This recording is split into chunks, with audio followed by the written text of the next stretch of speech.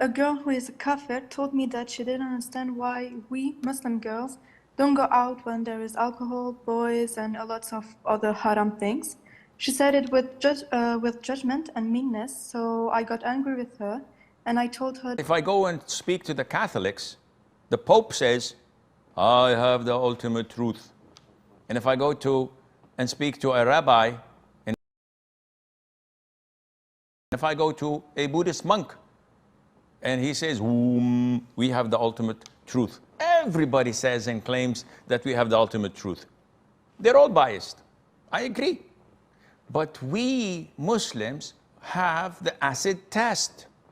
We have the proofs. We have the miracles. We have the logic, the data, the numbers, everything. You can't, even if you're blind, you'll see that Islam is the only and the last and the prevailing and the religion that has everything backing it up.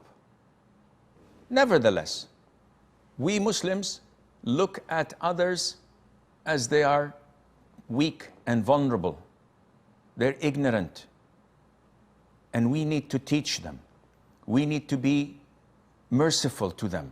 And this is how our Prophet ﷺ was with the entire ummah. وَمَا أَرْسَلْنَاكَ إِلَّا رَحْمَةً لِلْعَالَمِينَ. Allah says, we have not sent you, O Muhammad, except as a mercy for all the worlds.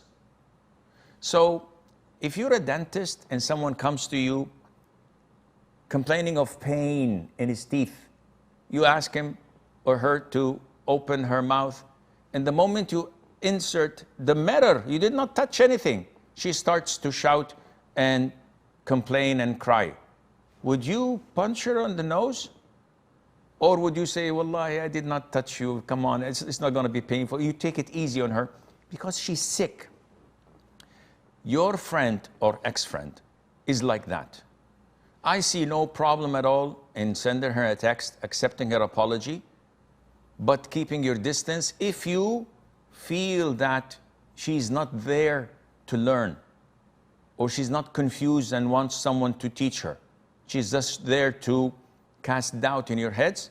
Just send her a text of accepting her apology and keep her distance.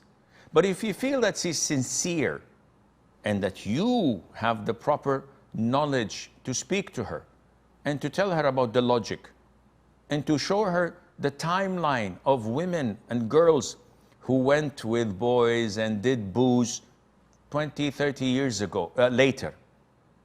How do they reflect on their previous relationships and their indecency and what they've done?